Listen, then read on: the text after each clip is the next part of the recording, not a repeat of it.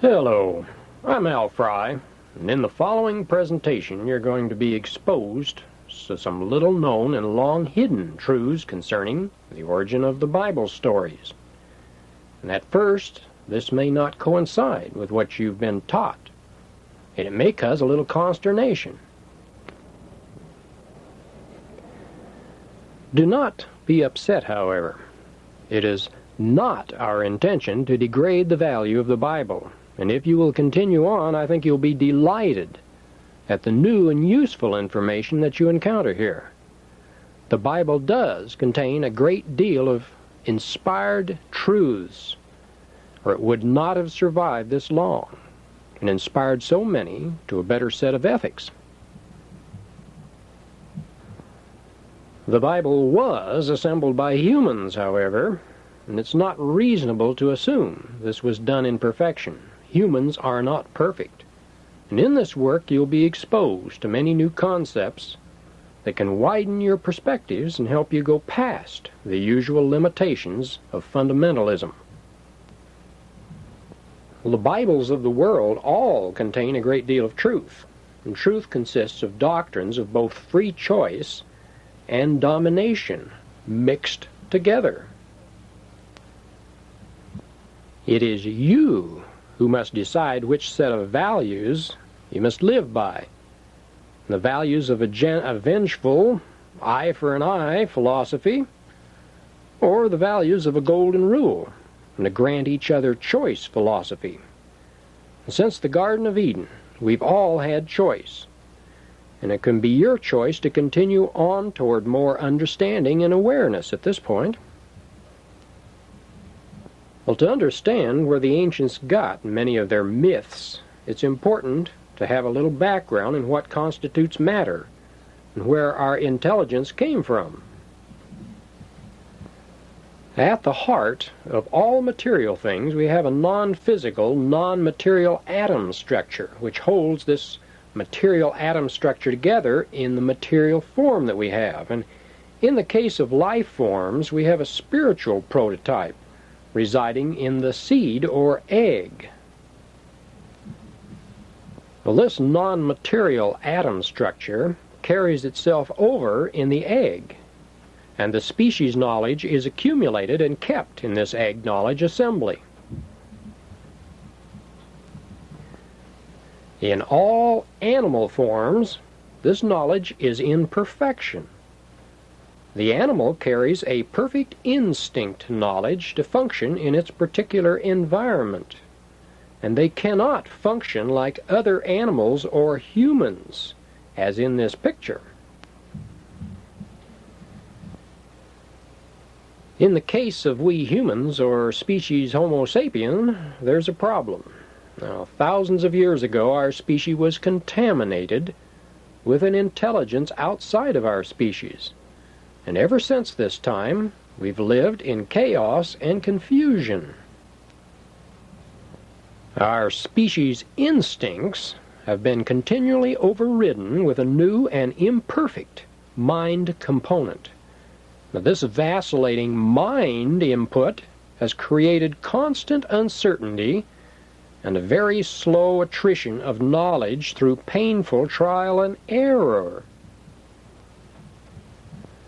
Well, in the egg or seed knowledge of Earth, there lies a spiritual backing of intelligence. And as long as this intelligence puts out the energy to the seeds, they can reproduce their species and can be considered life. Since the life is the most ancient interpretation, meaning that which can reproduce or sustain itself. Well, since all seeds carry the genetic patterns or plans of the species, there is no moral or rational reason back of the life form, only the various energy ties with a creator or universe, and the sun-giving radiations and the joy energies from the creator. Well, unfortunately, the joy frequencies of humans got cut off thousands of years ago. And while most animals are full of affection and joy, Few humans ever even feel this wavelength. Any dog or cat you give a little affection will demonstrate a complete freedom from distrust and negativity. They'll give the affection back to you.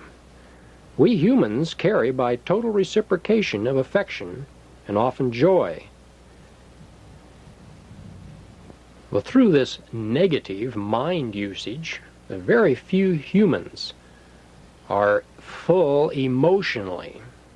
We hold back our emotions, unlike all the other animals on the planet. Have you ever seen an animal, a pet, that did not give out affection? Well, if the survival guard is down on an animal, they'll give you back affection, you can be sure. Now, the energies flowing around in our dimension are both measurable and unmeasurable. And this didn't confuse the ancients, but it's constricted the perception of materialistic scientists today. The ancients knew that all of creation is only a collection of interlinking energies, and material things only existed because of the way these energies were directed by intelligence. Well, the chaos of the Greeks and the Nox of the Romans and the Ner of the Egyptians and Parabrahm of the Indians and Tao of the Chinese were simply terms for this ocean of undirected energy. And only the ancient Hebrew priests chose to ignore these concepts and build up a singular divinity to blame creation and events on. And this has caused chaos to the followers of religion. People are taught to think their Creator is responsible for the actions going on around them, and instead of realizing that events only come through natural law, that we're all responsible for our own luck and our world, the world we live in. Well, why our knowledge was perverted and twisted away from the purer and more reasonable forms of the ancient is a complex tale, and yet it's very simple in its outline. Well, the priests who perverted the truth actually told the tale themselves. Satan, or Diablos, was originally cast to earth and was the opposite of the Creator in vibration and action. This term diabolos originally meant thrown down from the spirit plane to dense matter. The ancient traditions pointed out that our species was contaminated by these early gods and lost our instinct knowledge and perfection. Later Hebrew priests boiled it all down to the Garden of Eden and our species eating of the fruit of knowledge. Legends often cover similar background in the same simplistic stories in many countries. We've all heard of Prometheus starting fire from heaven, stealing it. And this is latent in all mankind. We need to take the atoms and transmute them, as plants do from the rays of the sun. Great spiritual teachers such as Jesus Christ even showed that it could be done mentally by a human being. And even the Hebrews and their earliest traditions of creation were much more accurate than the picture that's come down through the censorship of later priests. When the original accounts of creation were written by the Hebrews, they used the term Elohim, which was plural, and it meant many gods. The Bible then was filled with the exploits and backgrounds of many lords and gods.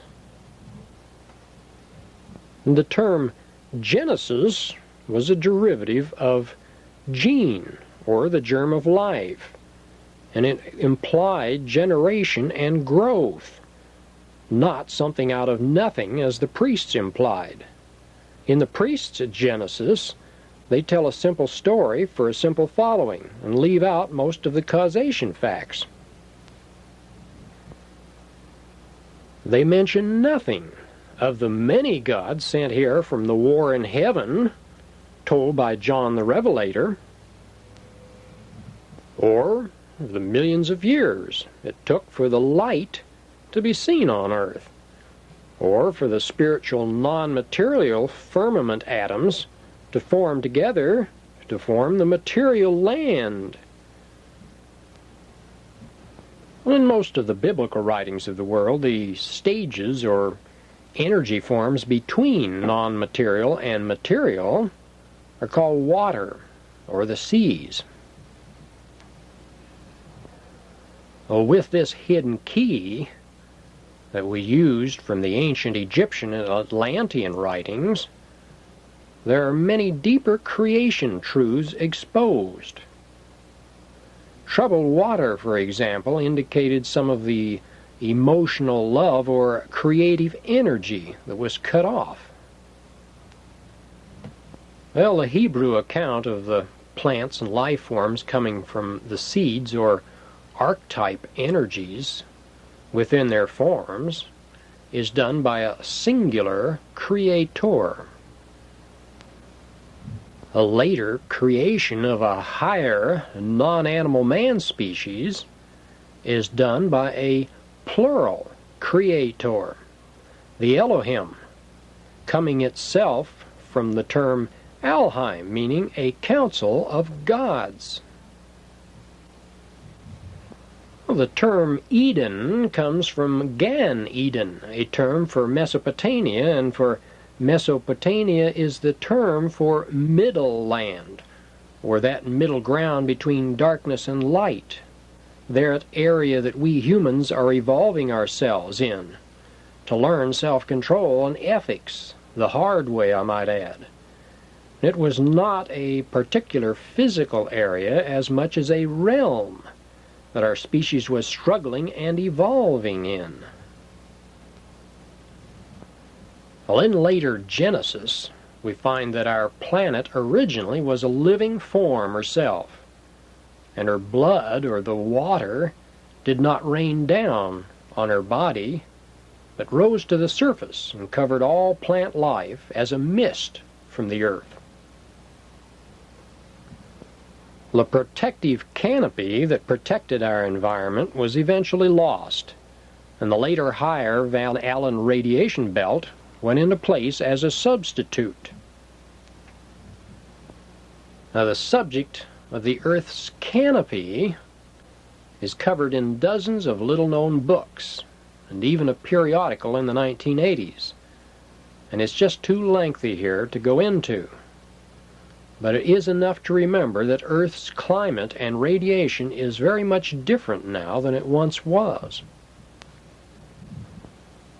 The climate was once much milder and much more stable, like another planet that is in our own protective system here and has her own protective canopy. You know which planet I'm speaking of? Well, the radiation from the sun at that time gave more energy, and thus greater health and longevity. And you can get a hint of this type of perfection in Genesis. In Genesis, of course, we all think of the Garden of Eden, but the gardens and vineyards mentioned in the Bible usually refer to fruitful conditions, where humans have open minds and are in tune with the Creator's laws of choice, as in this first Garden of Eden. And the wilderness and deserts are the opposite. They refer to our struggle to regain our awareness and our perfection. It's so simple. The mention of the tree of life in Genesis has its counterparts in virtually all of the ancient cultures.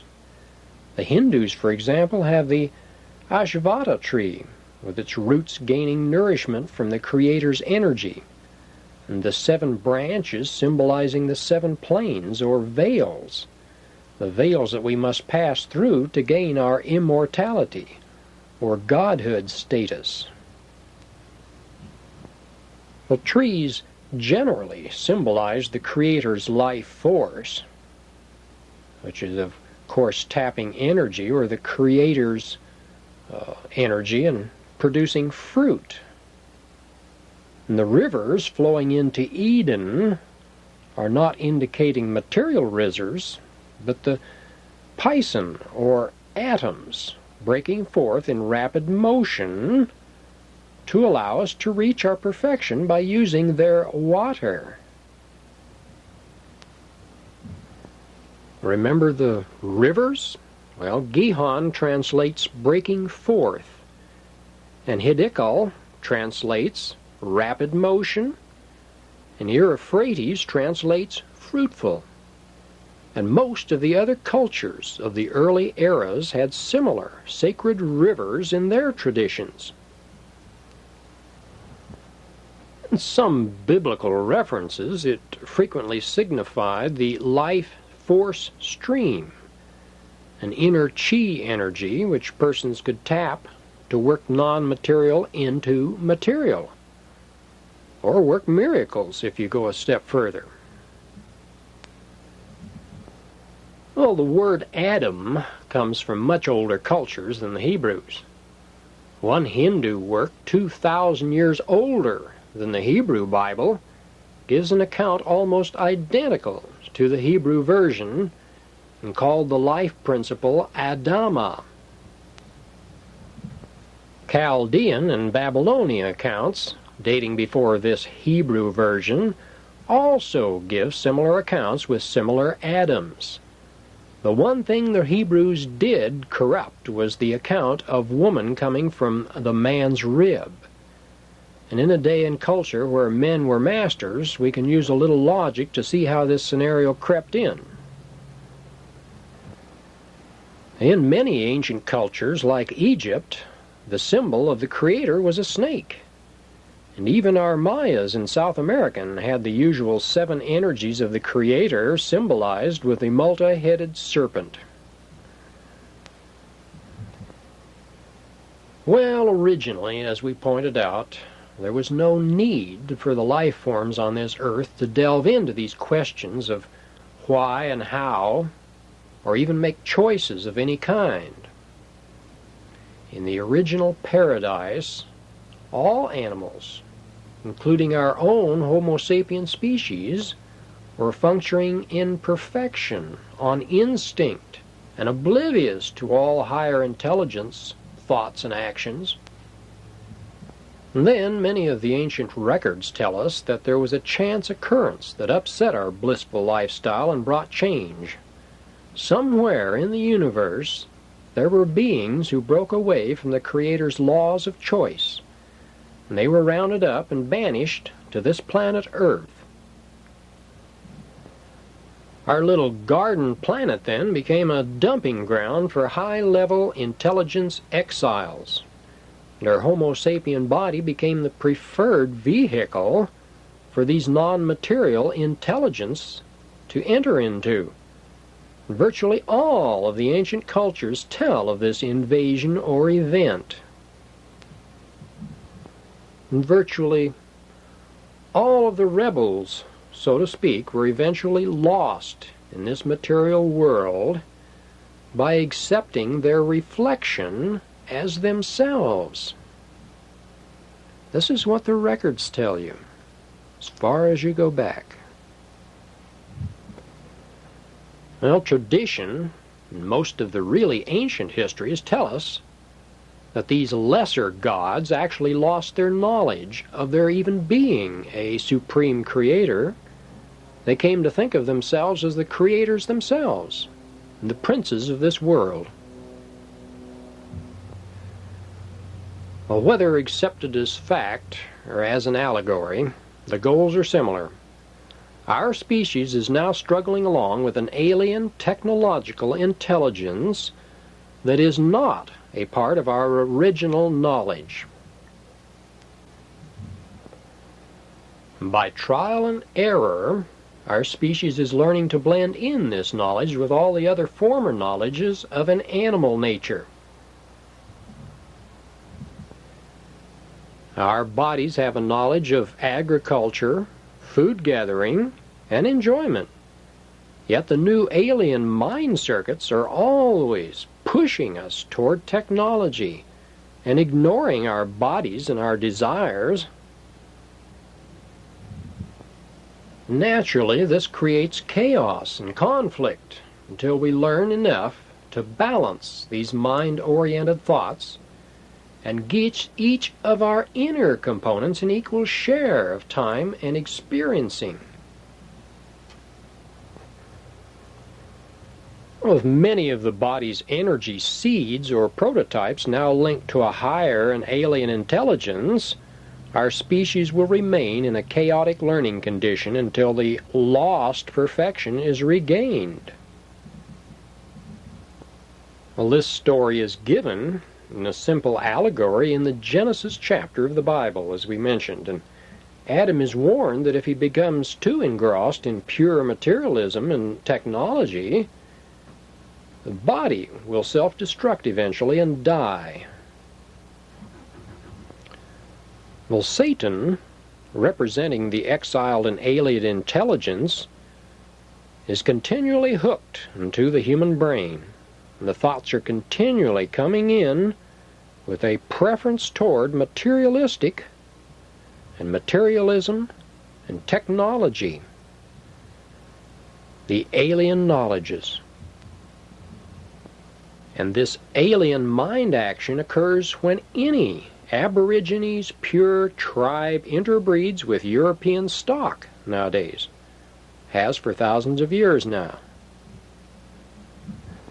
Immediately, the primitive or Aborigines will forsake the tribal life and nakedness and wind up in civilization, working by the sweat of their brow, or until they learn to balance their mind components. Probably the most confusing thing about Earth is the mix-up of knowledges and intelligences here, in this schoolroom of life, so to speak. There's souls from all over the universe that evidently wind up here. And this planet is one of the most unique spheres of learning anywhere in this universe. Now, identities from all sectors apparently come here to expand their learning and self-control.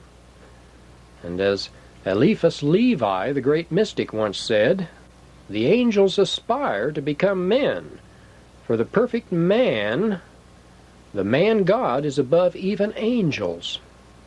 We've passed through the test of fire on this planet.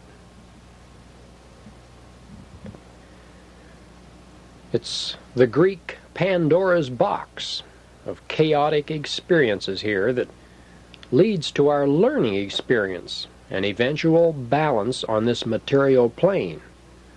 Thorns and thistles in a land outside of Eden is the way the Bible puts it. And as the gods of the non-material world descended into this material world of carbon-based atoms, the laws of matter forced them into becoming positive and negative, or male and female. And thus the regeneration female half is given responsibility for eating of the fruit of knowledge. Well, the fruit, of course, is only symbolic of the condition which arises from the gods interbreeding the animal-man species. It's a condition which corrupted the perfect animal brain circuits and caused a bypassing of the automatic instinct circuits, as we pointed out before. Now, in the original Hebrew writings, the tree of life bore 12 manners of fruit, which signified the 12 channels of spiritual energies in the body. Now, the new mind actions were unacquainted with many of the body functions, and even today, thousands of years later, most persons can't close down their alien mind circuits long enough to listen to the instinct knowledge of the body.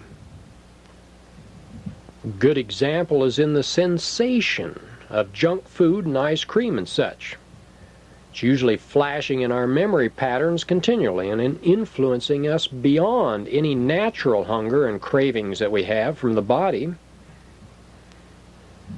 Well, as we're going to repeatedly point out here, the so-called fall from perfection was when an animal man no longer had their animal perfection or instinct and had a chance to regain perfection and even gain immortality by simply learning to balance the new borrowed mind circuits of the cast-down gods.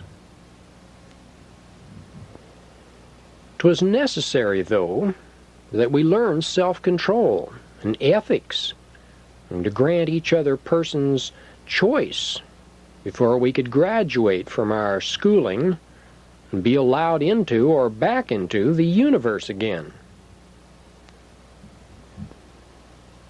Well, at present, as you can probably see, the majority of persons have failed miserably in this quest toward a second, higher perfection. We've had non-ending war, and when our civilizations do regain higher-level technology, we poison ourselves and our planets with radiation and electronic pollution and goodness knows what all. Well, we remove billions of tons of oil and coal for profits and totally squelching any use of free energy. And we, in short, today's cycle ends is coming, and we still have total chaos. We're still not able to govern ourselves and follow the golden rule that our so-called religions, laid down and gave us. Well, the Cain and Abel friction continues right up to the present. Yet originally the term Cain came from the word Kain and symbolized evolution and experience.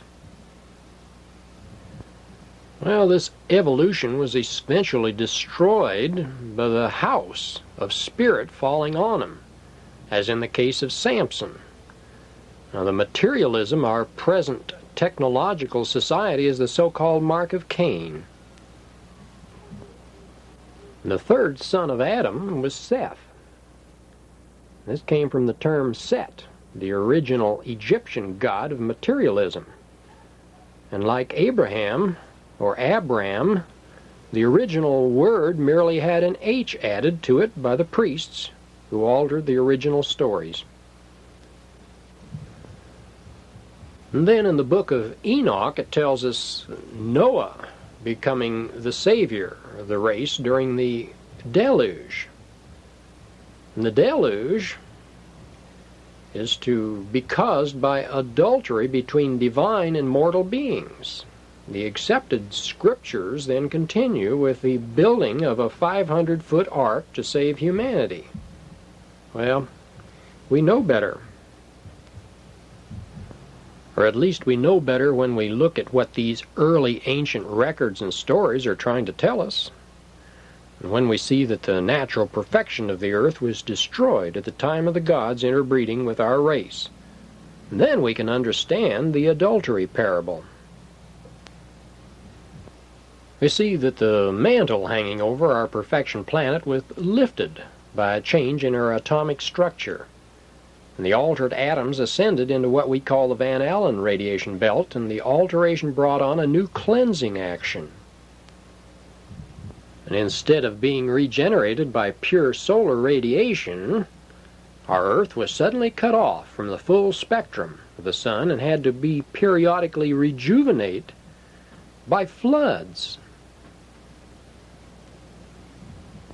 Well, these floods washed the land masses with element-laden seawater and exposed new mineral-rich rock. And according to the Egyptian records, these cyclic floods occurred every 3,000 or 400 years or so. According to their scribes, the sun would stand still and then reverse herself as our poles shifted and the polar ice imbalance and buildup was corrected through cataclysmic surface changes in our planet. Well, the only survivors of these pole shifts, of course, were often saved because of boats and later wound up living in caves just like the cavemen till the weather settled down again. And this weather often was very out of proportion, hostile for 100 or 200 years. Now there are at least 40 races that have traditions of their ancestors surviving these floods. Most of them were surviving through the use of small boats, rafts and such. And this is scattered all over the globe, these legends. And rather than being an actual physical account of the polar shift survivors of this area of the world, the Noah account is similar to a half a dozen earlier accounts of the chaos brought on by the exiled gods and their alteration of our perfection here. Now, the Egyptians used the term ark as a preserver of the sacred genes of humanity and the life forms on earth. And Pandora's box, as we noted, is a more vivid example of this same idea. Now, while there were survivors, ships that survived the floods, most of the Bible is referring to symbolism, the early legends and traditions. And a naked Noah symbolized a naked earth, and according to rabbinical lore went into partnership with Satan, growing crops for prophets. There are almost 400 accounts of this deluge and a similar Noah over the face of the earth. And this figures are contained in the legends and myths and accounts of other races, as we pointed out, all over the globe. And all of these controversial traditions keep alive the awesome original event where our Earth's perfection was suddenly disrupted by the entrance of this alien contamination, an alteration that brought on periodical physical disaster to life forms here. And in the Assurbanipal library at Nineveh, there are 3,000 lines of cuneiform script telling of the flood 700 years before the later version of Moses and the Hebrews came along. Now, in other presentations, we cover these periodical pole shifts or axis shifts, and we show proof of their occurrence and when the next one is coming and due. Now, later in our Bible, we have mention of the Tower of Babel, and this shows a period where magi and spiritual leaders from all parts of the world were brought to Babylon and taught the deeper truths that these gods of old felt that should be given out to humanity. And the observatory and other structures of Chichen Itza in Central America are close copies of the structures at Babylon during this period. And with such a diverse assemblage of travelers, the people of the time associated this with a Babel and tongues. Well, we can see that this confusion and chaos on the planet was brought here simply as another alien system that created chaos here, not as a purposeful intent of any Satan. Now, it's Satan's goal to bring about a paradise on earth, according to the records, but the intelligence level of humans must be slowly raised to a higher level, since most humans are more interested in sitting under banana trees in leisure than raising their intellect in some chaotic work situation. Because of this, the domination systems use force and chaos and strife on humanity to get them going, to uplift them mentally. You'll notice the dominion systems always encourage gain through mental action and manipulation. And persons who actually produce things are discouraged and kept under control. And the paper pushers and bankers and non-producers ensure humanity is even always under mental stress. And this, the domination fields, helps to increase the brain load and the wattage increase. Now, the Tower of Babel scenario is also an early symbolic Bible story of the system's priority here. the domination system.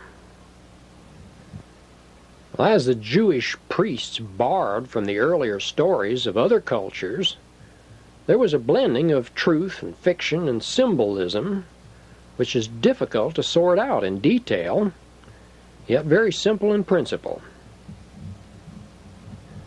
Well, many of the biblical characters are simply borrowed from earlier creation and causation accounts that still held the ancient knowledge and traditions intact. And even Jewish scholars admit this, up to the accounts of patriarchs like Abraham.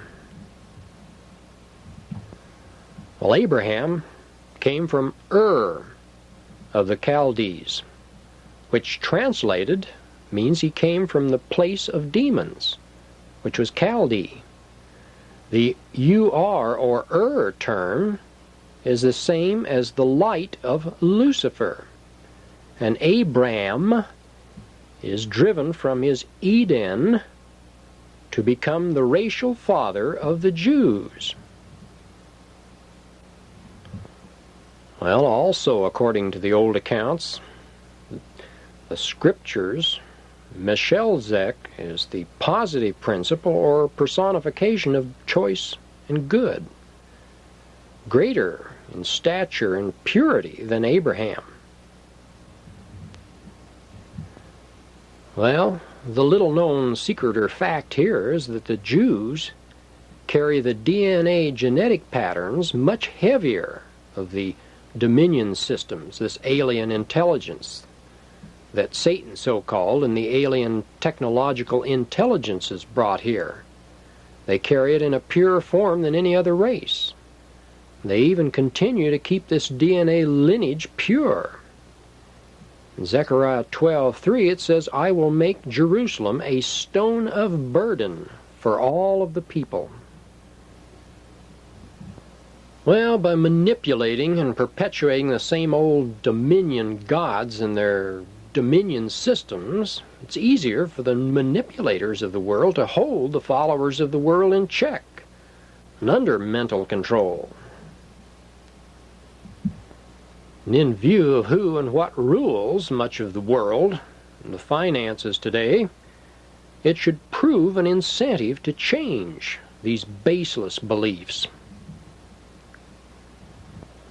Sinful Adam and murderous Cain and drunken Noah, thieving Jacob are hardly worthy of being examples to a moral religious foundation. Yet in their original forms, they were clear and easy to remember models for carrying over symbolism. The 12 sons of Jewish tradition, for example, parallel the 12 creators, the many myths of other cultures. Jacob's sons were born in Bethel, which meant house of cosmic energy, bread. Later we find a Savior born in Bethlehem. Here's Joseph. And in the accounts of Joseph and the bloodshed to follow, it's well to remember that the God spoken of is a non-moral genetic principle, oblivious to a literal right and wrong perspective. And with this God blessing, thievery and murder and slayings all follow, and the literal interpretation is rather foolish here. Well, much of Exodus in the Bible is symbolic, and the Israelites were in bondage to an extent, but nothing as severe as portrayed in the Bible. Bricks are building blocks like atoms, and mankind needs a leader like Moses to lead them into learning the mastery of matter. Well, the terms Moses and Amos and Amosis and Thutmose and other leaders are names that came from the term Mo, which was Egyptian for water. And Thutmose came from Thut, or born, and Mos, or Savior equaled, which of course meant Savior. A Savior is born. Well, all the pagan so-called cultures had similar saviors. And in the Orphic hymn to Bacchus, we find Mysis being picked up in a floating box and living a life in almost exact parallel to that of our Moses in the Bible. Well, in symbolism, Moses also appears to be earth. Even the archangel Michael disputed with the devil over who would get the body of Moses, or in this case, the earth. There's also some indication that a personage actually lived who was similar to Moses, and that this person was the son of a holy ghost, or windy one, which is the translation, and who was once stripped many of the earth gods of their superhuman powers, according to the traditions. Well, Moses was given the first commandments by an alien intelligence, or God, according to the records, and the first set of codes were filled with admonitions to do good to one another and all of the life forms in creation, according to some traditions.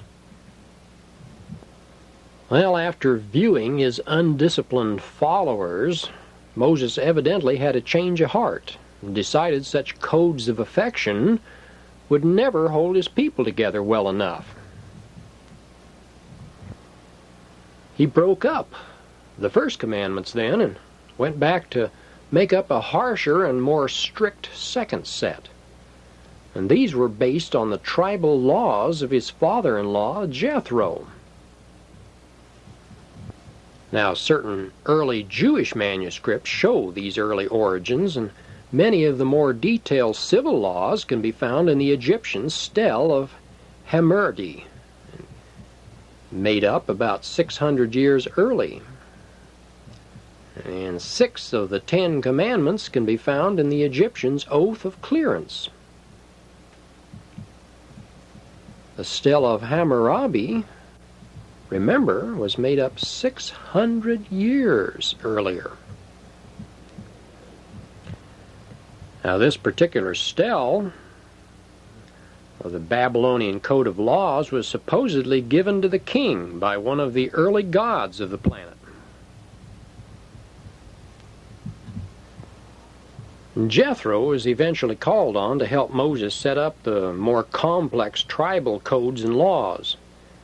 Jethro spread the burden around over various administrators and judges, and even today's law carries over much of the foundation laid by these early wise leaders, and especially Jethro. Well, there's much of Exodus that does appear to be factual in the Bible. It's woven in with the myths, the traditional education. There are records relating that the Hebrews invaded Palestine, or the land of Canaan, around 1400 BC. According to Egyptian records, Pharaoh Amenhotep got a number of urgent messages asking for help from the Egyptian rulers in Palestine. And the Egyptian escape from bondage is assumed by scholars to be somewhere around 1445 BC. And on a stele from a mortuary temple is one of the only other references to Israel. This stele tells of Israel's fall and desolation in 1200s BC. It confirms that the Israelites settled in Palestine in the 1300s BC.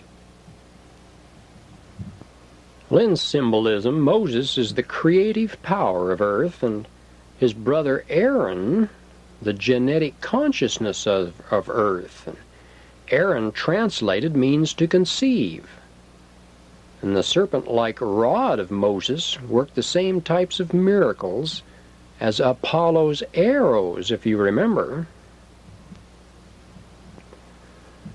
Well, the Red Sea that was parted has a similar meaning to the red earth that the fallen Adam had to struggle on to regain his perfection. In meeting the Lord who told him that I am, the Jewish authors of the time were simply duplicating what was carved on the walls of most of the Egyptian and Hindu temples across the whole part of this area of the world. This should have been, though, I am what I will be, which the Jews shortened to Yahweh.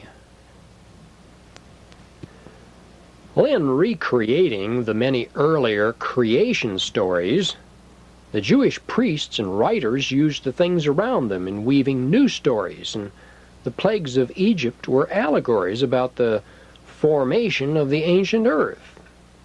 Its hardening was linked to the hardening of Pharaoh's heart after each primeval epic of formation. Well, in truth, records of Egypt, which were kept accurately and continually, make no mention of the events which supposedly put the Egyptian kingdom in ruin. The Pharaoh's army of the time could in no way muster up the 600 horses which were said to have perished in the closing of the Red Sea. Well, several hundred years before Christ, the Jews no longer remembered that their writings were fabrications from earlier symbolic myths. They actually believed that these events occurred.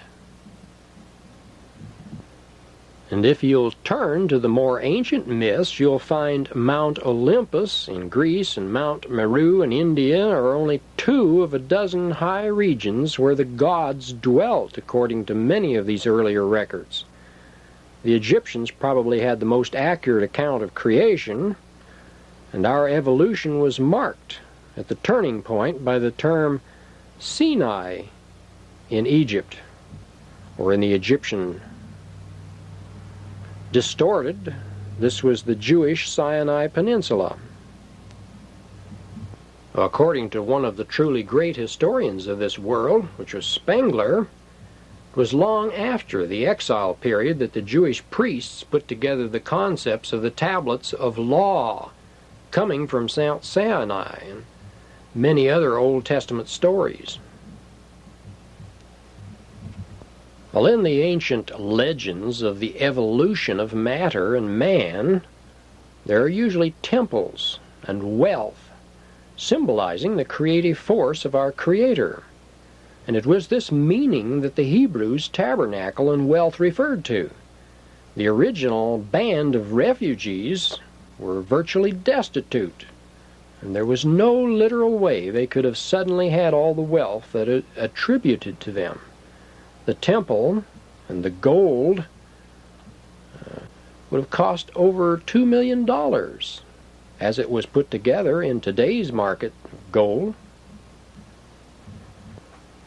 For these wandering desert nomads to symbolically sacrifice thousands of blemish-free cattle and sheep is one thing.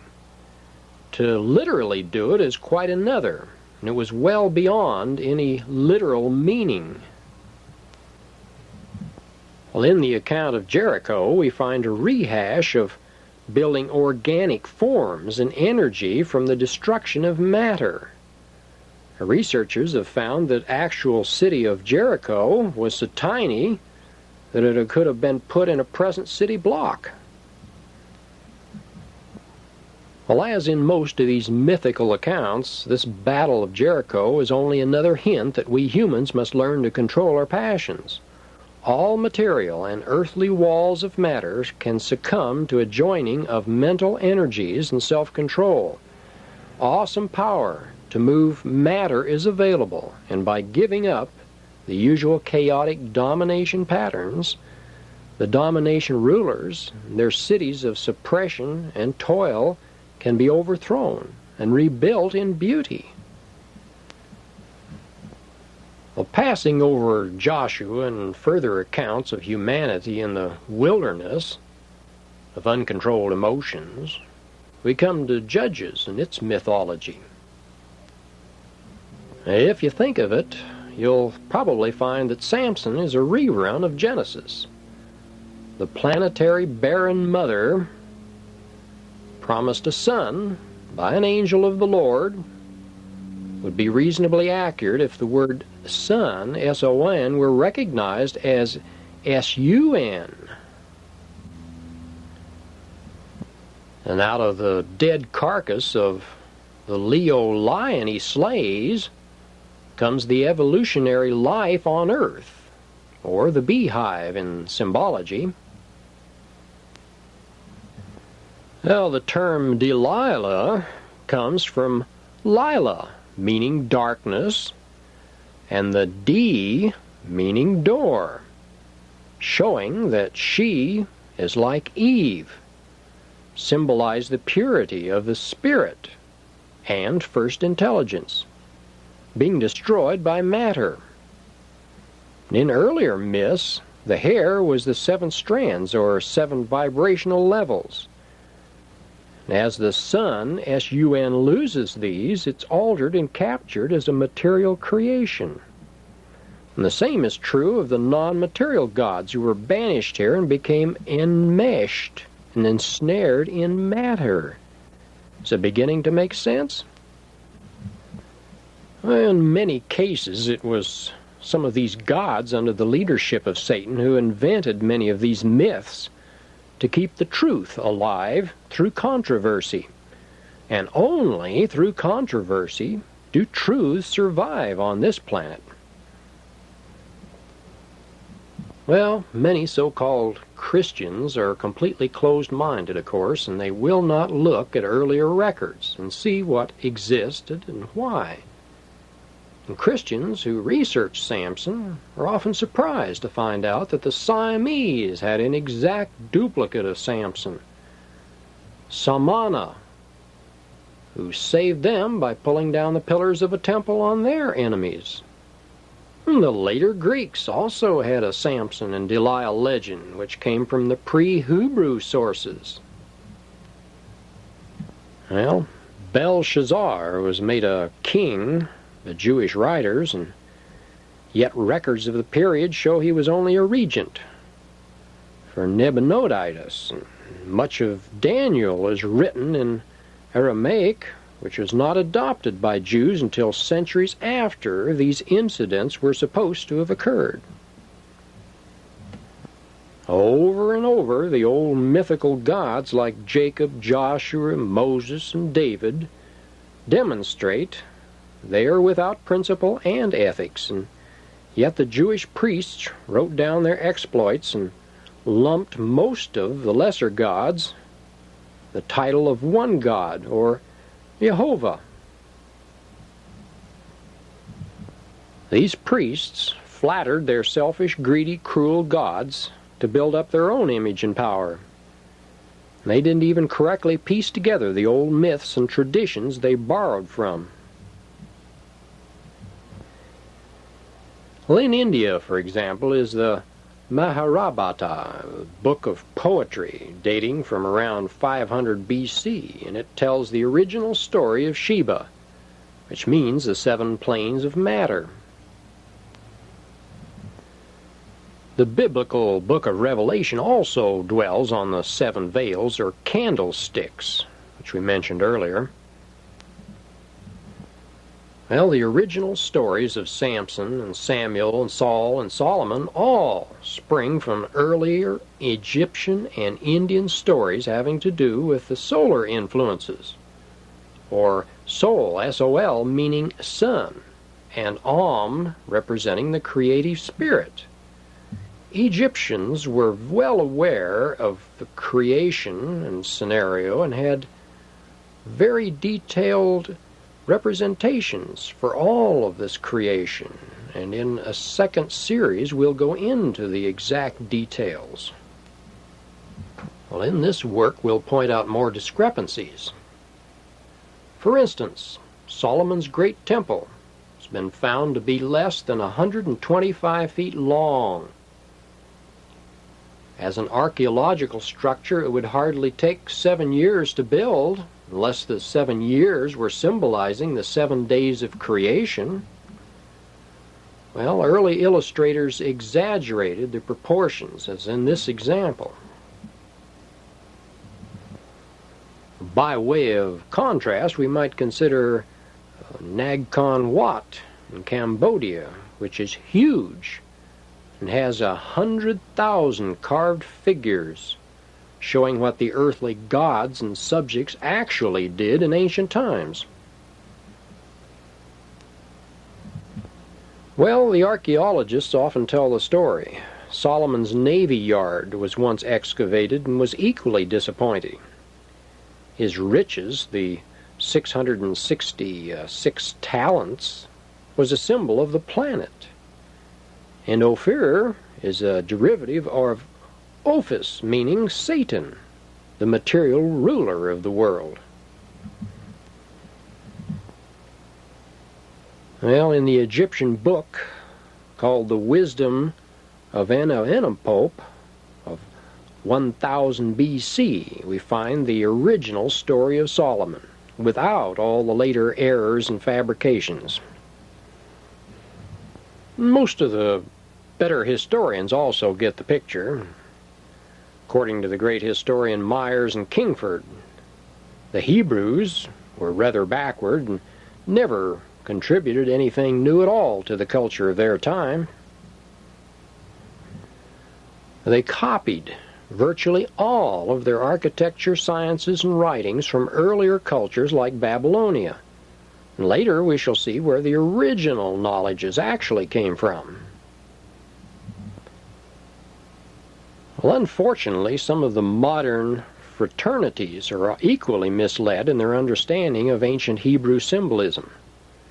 They think that the temple referred to the human body, yet in truth it referred to the planetary bodies and the 7 planetary creative elements representing the pillars.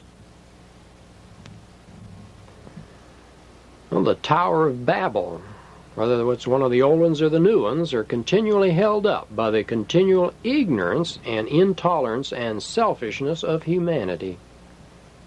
And that's just the way it is. What we find is that the borrowed Hebrew mythology lost most of its original symbolic meaning after the 3rd century BC. It then was put to use as a dogmatic religion to retain followers.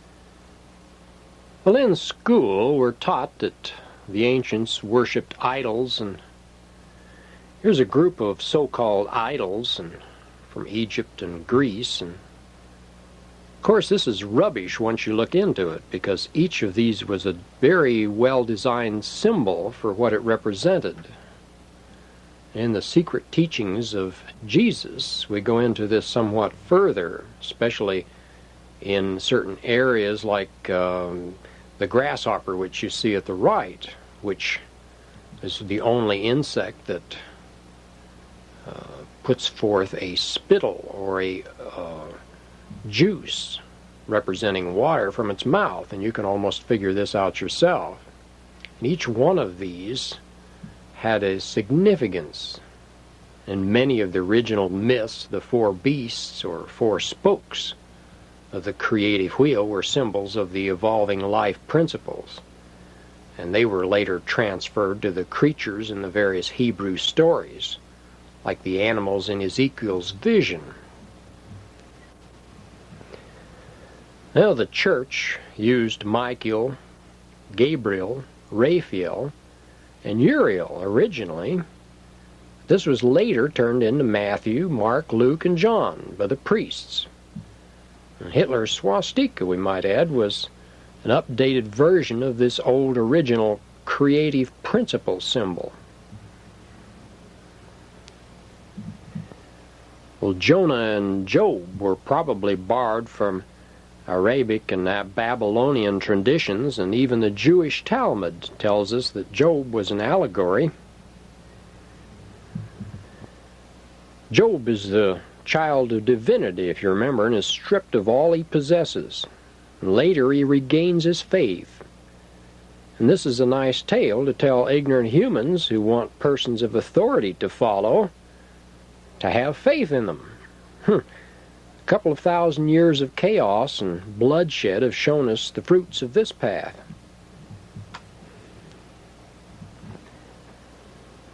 Like the Old Testament, the New Testament has its basic foundation theme. Jesus, the man, falls like Adam into the bonds of matter and is locked into pain and temptation until his Christ nature leads him to perfection and immortality through self-control and self-knowledge.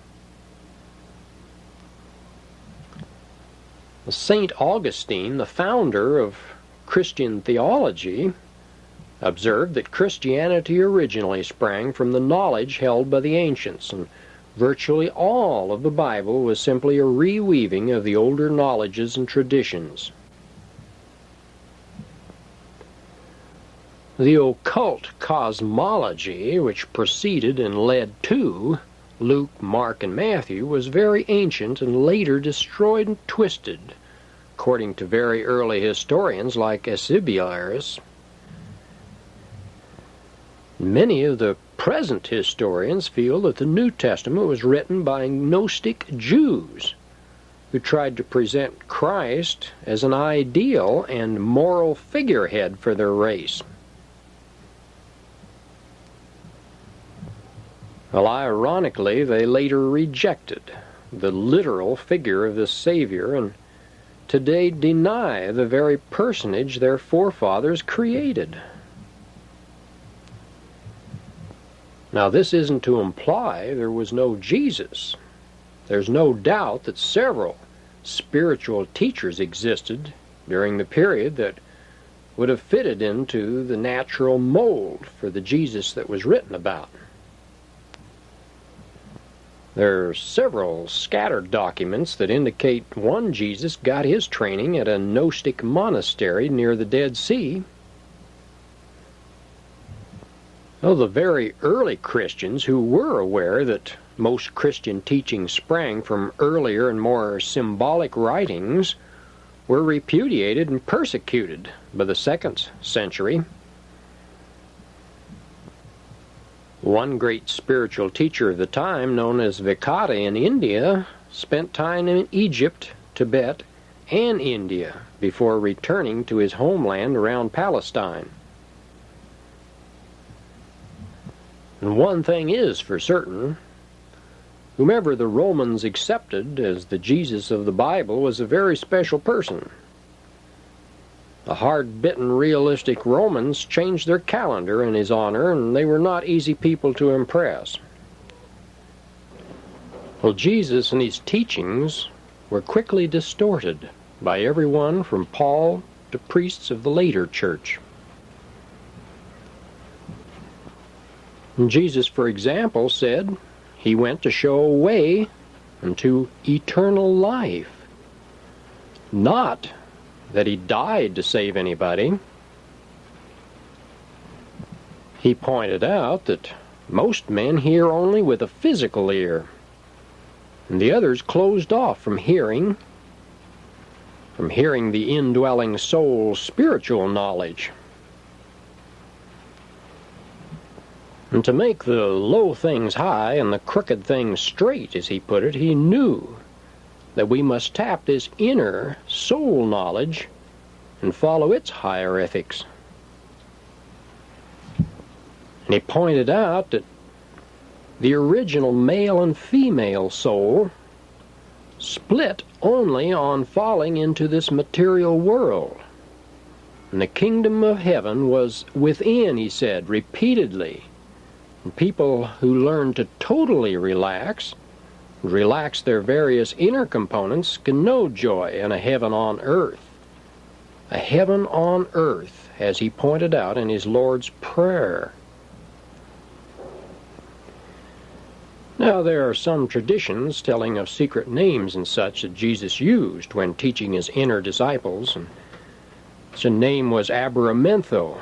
It was used by this inner group in casting out demons. But it wasn't any secret words or names he used, however. It was simply that he tapped into his higher knowledge and directed his thoughts very clearly. And this we cover in other presentations. Now, in casting out other dimensional spirits, Jesus was said to use the words of power by the mystery schools even today. And these words are supposedly known by other dimensionals. Well, in actuality, any strong thoughts from persons following free choice laws were effective in such work if used with correct concentration.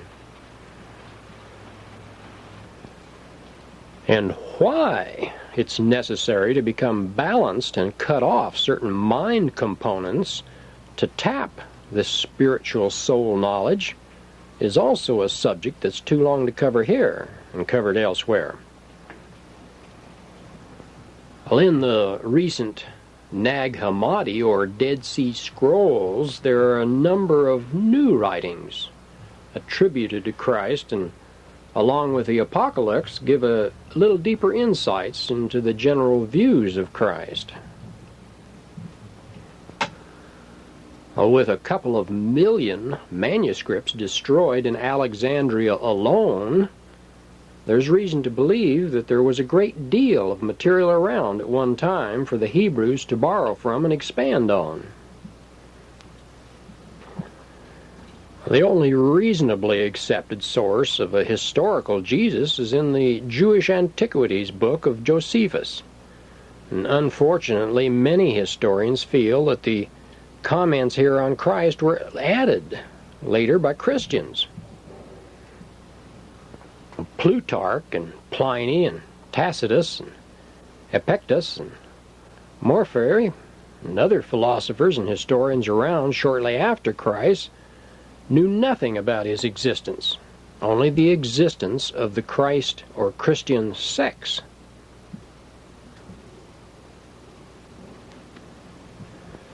Well, in fact, the narration of many events in the life of Jesus were woven from the early books of mythology.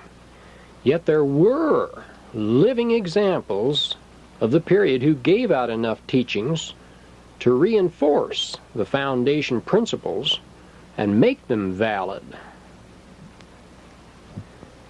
Many of these early teachers of that period, these spiritual teachers, were knowledgeable of spiritual law and helped transform the world of this era. Christianity, with all of its backwardness and ignorance, slowly moved our species forward in law and ethics. And even today, much of our present laws can be traced back to the Hebrews, as we mentioned before. Well, the virgin birth of a Savior is a tale popular in all ancient cultures. And in South America, it was the mother of Quetzalcoatl. Zoroaster's is a term for a son of the stars. Bodhisat announced Buddha. Maya had Agni. Marha had Bacchus. Mariamma had Krishna. And, of course, we had Samson, Samuel, and Jesus of the Hebrews. And all of these events signified the spiritual energy and space ready to produce a sun, S-U-N, or matter. And it was the sons in person, like Jesus, who pointed out that we can become creators if we learn ethics and concentration. Well, today's learned theologians and experts on Bible history often never go beyond the Hebrew era to find the truth.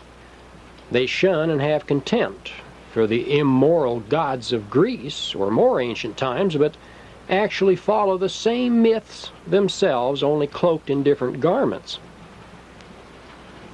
Well, as we keep pointing out, in the most ancient and hidden traditions, there were once gods on earth. And from their mating, there often came world saviors who taught the rest of humanity the deeper knowledges. Babylon, for example, had Ishtar, the mother of their race. And in Sumeria, she was called Mama, the term we still use.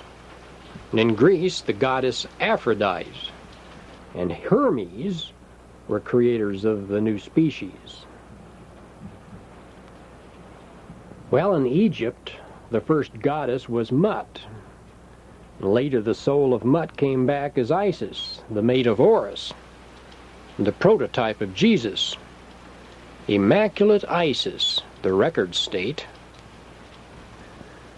Well, there are some Egyptian records that state that the first gods could rejuvenate their bodies until their powers were taken from them. And historians read such records and scoff. Yet science is on the verge of just such discoveries themselves today. And since we know that cells can rejuvenate themselves, it's only a matter of finding the aging chemical in the human system, blocking it or eliminating it. And we humans can then rejuvenate ourselves just like the gods did. Well, A.B. Glazier, the founder of the modern human comprehension courses, gave out just such keys in his writings. Took a very special balance of mind components to shut off the aging hormones and raise the wattage of the system high enough, however, and very few people could master that technical and mental balance. Well, in the human genetic bank, there's a knowledge of this early period when knowledge has arrived and upset the peace and tranquility of our planet.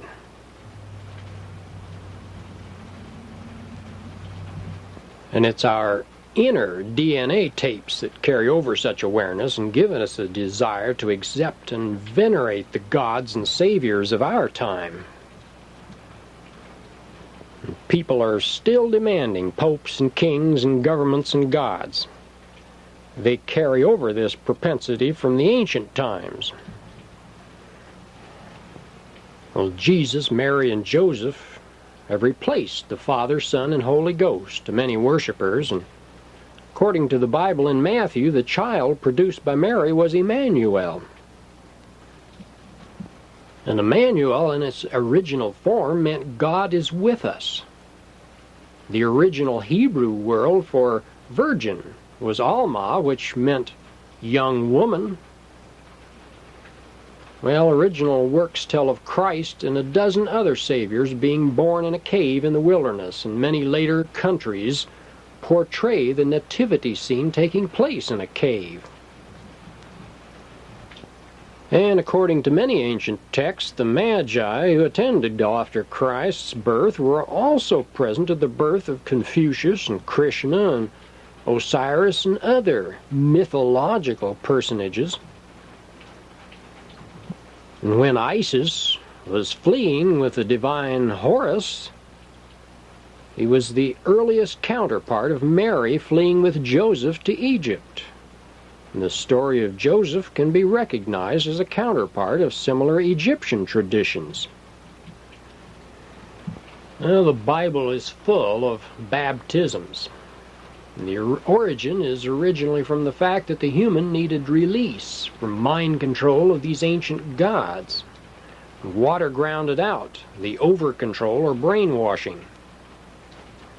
And the gods of India, Greece, and Egypt were all baptized and symbolically left with their own original knowledge intact. And today, we're still being hypnotized by the ancient knowledges that are not our own. Now, virtually all ancient cultures referred to the 12 creative forces of the gods, or Osiris and Marduk had their 12 herpers, and so did the authors of the Gospels. Now, Paul in his epistles knew nothing of the 12 followers of Jesus, and the only mention of it was later church interpretations. But there was a personage who did teach in this part of the world during this period, and he was flesh and blood in reality, and even the Romans were impressed. Because according to the records still held in various monasteries, there was an individual teaching and teacher who helped in understanding the spiritual scriptures of the world and studied with them and understood and taught these deep spiritual significant truths. And he taught that a pure spirit and ethics were far more important than material gains and money. Yet today, the majority of persons who profess to follow this person prefer to worship him rather than follow his teachings.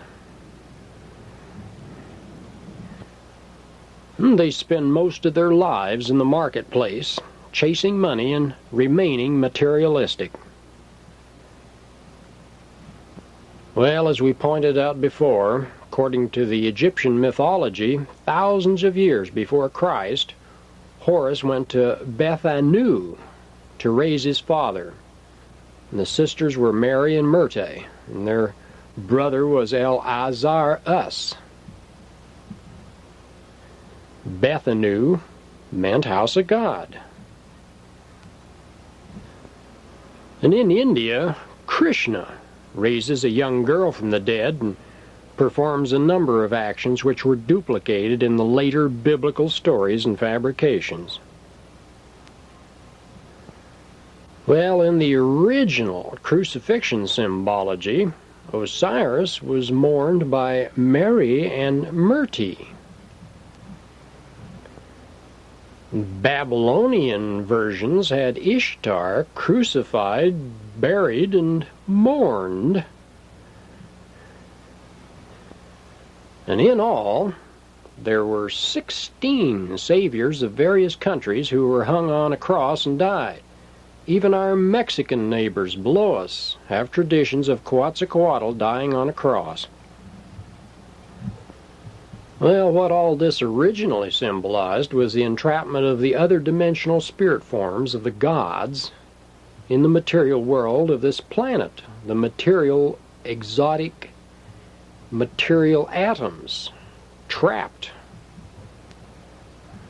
And the oldest records in existence sometimes show this crucifixion as nature wrapping her material mantle around the exiled and alien gods here. And as they became caught in the material world and its birth and death cycles, it was they who perpetuated these controversial stories, and they knew that only through this controversy would these stories continue on, that the hidden meanings would be recognized later and trigger recall in those with appropriate backgrounds. And the original knowledge, which came from the exiled gods, or originators of knowledge here on earth, there were exacting details of the body functions. And these beings knew of the 7 veils that had to be parted for them to regain their eternal life here. And this procedure necessitated a balance of a number of mind and body components. And this procedure is outlined in the Modern Human text series. Well, to ensure that the principles were carried over, much of it wound up in the symbolism of the book of Revelation. The stars of heaven and Lucifer the dragon and the various other gods that fell from heaven were those identities of intelligence that were banished here originally in non-material forms. The banished 144,000 are described in earlier Hindu traditions of almost 8,000 years ago. And other records like this Sumerian stele continue the story. And in the last part of Revelation, the domination systems tell the exiled gods were put in place here. And they point out the future possibilities on this planet. Well, if humanity, for example, continues in its materialistic pursuits and goals, there's a chance that we shall see some of Revelation fulfilled. If enough persons go back to choice systems and the golden rule ethics, however, we won't. It's as simple as that. And as we keep pointing out, the spiritual teachers all taught that we could have a paradise on earth, as it is in heaven, and that we could gain eternal life here.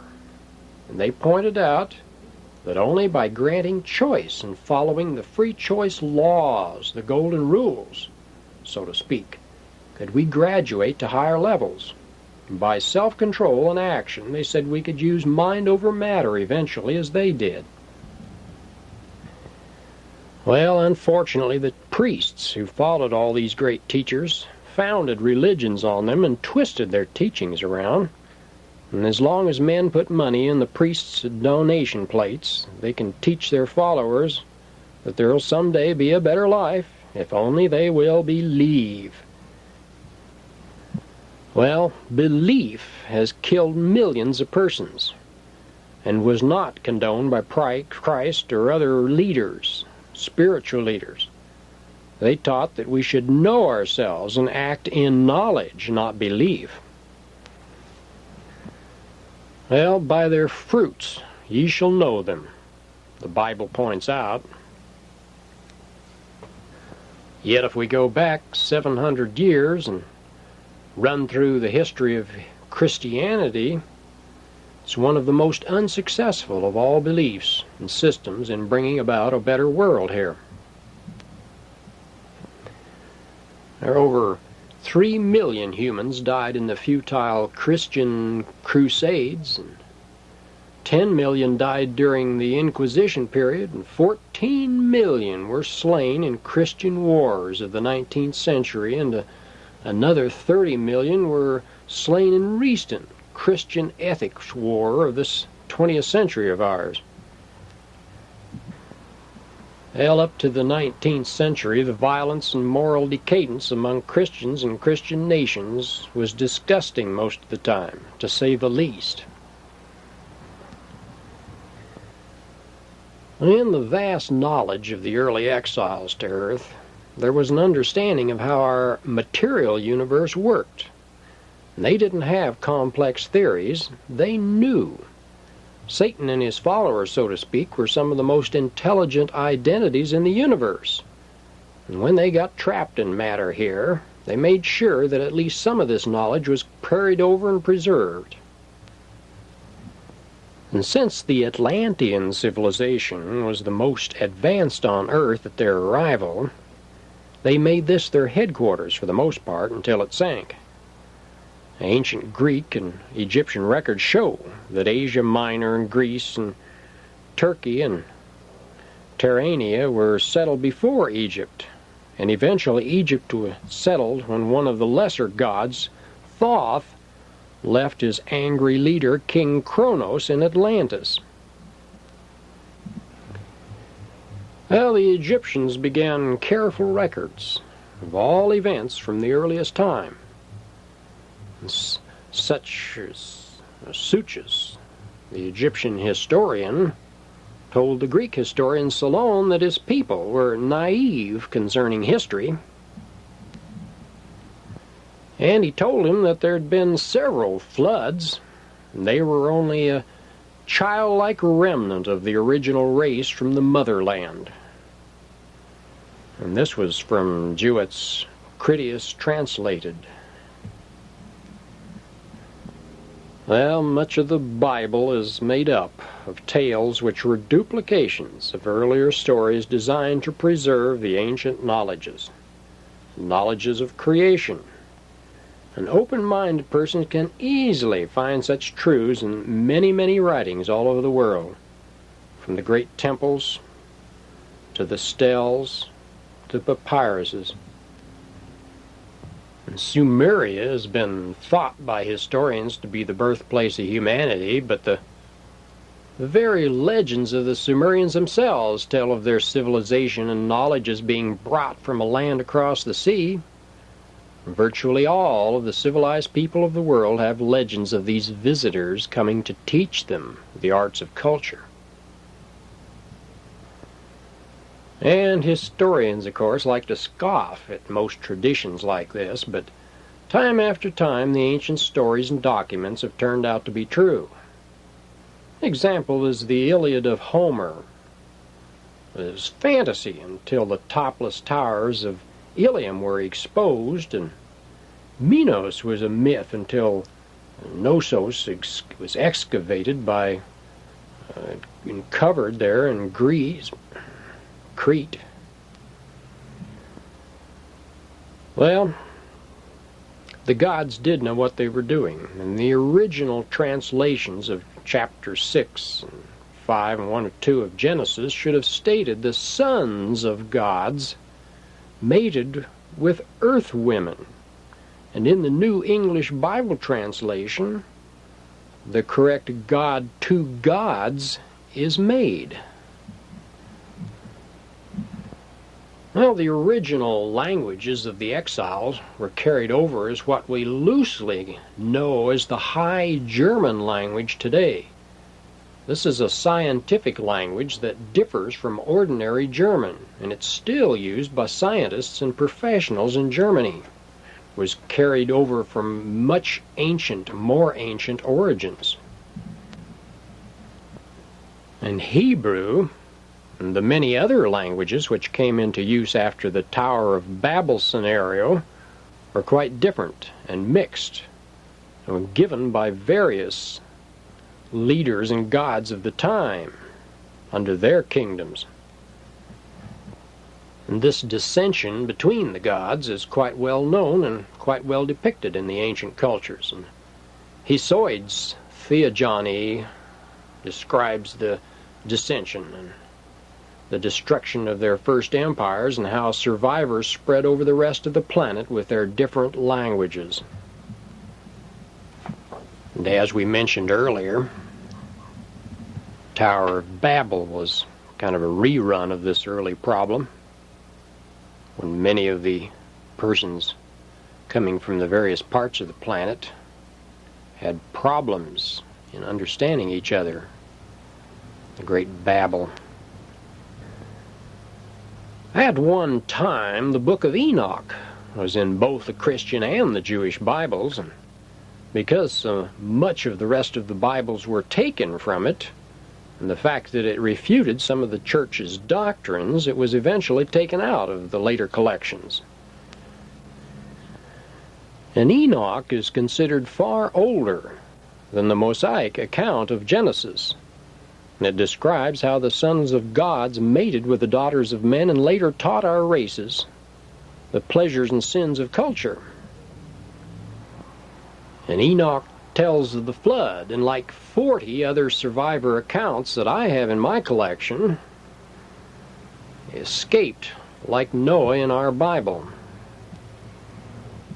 Well, according to other visionaries, like the seer who we refer to as Jesus, at the end time the sun shall be darkened, and amid the chaos the elect shall be gathered together. And this seems to coincide with the next flood or pole shift that Egyptian records show will be upon us in about 2004. And as weather worsens, it portends another cycle of disaster for persons who cannot follow their spiritual leaders' advice and tap their own inner awareness. At this point, it should be clear that most of the narrations in our Bible which seem a little too allegorical or ridiculous are allegorical. Many have stemmed from earlier allegories or stories that were deliberately designed by their inventors to be controversial enough to continue down through the ages. In the Indian Vedas and Upanishads, this allegory is a little simpler. We find the body represented by the chariot, and the charioteer and reins as the intellect and the minds. The unbalanced and uncontrolled horses are equal to our uncontrolled minds. In our King James Bible, the symbolism keys are a little more complex, but almost as simple. The term ether, for example, or atmosphere, is carried over from the non-matter state of the gods, or Atman, as it was termed in Indian records. Ether has a completely different meaning than air, or clouds in the air. Air generally showed the clear thoughts coming through from the body's different mind components. If there were clouds to get in the way, this blocks the clear perception.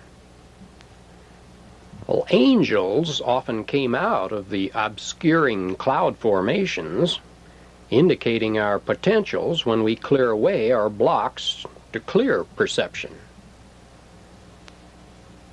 Animals, which are predatory, have long been used to show our gaining mastery over our base domination desires. And the symbol of the sheep, of course, is the same now as it was earlier.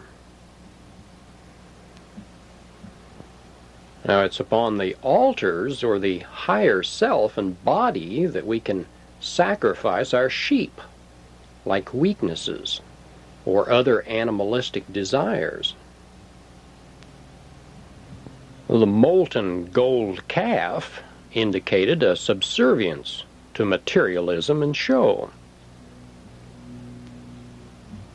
The battles are usually indicating a conflict between the principles of domination and baser actions and the free choice and ethical nature of humans. Birds originally indicated the higher minds, and in Egypt, the popular three-bird glyph showed 3 human minds. The men with bird heads showing a balancing of brain and minds. Doves often indicated advanced wisdom in the Bible. The dove sellers, or persons who used their knowledge for commercial ends, were driven out of the temple by Jesus. Well, peacocks usually indicated a prideful, showy condition that could block advancement. Fish have often indicated sublimated passions. And the water represents emotions, and fish have shown several sublimations of these emotions. Marriages usually showed a union between the non-physical soul or brain with the mind-oriented self. At one with, or atonement, was later turned into atonement by Christians.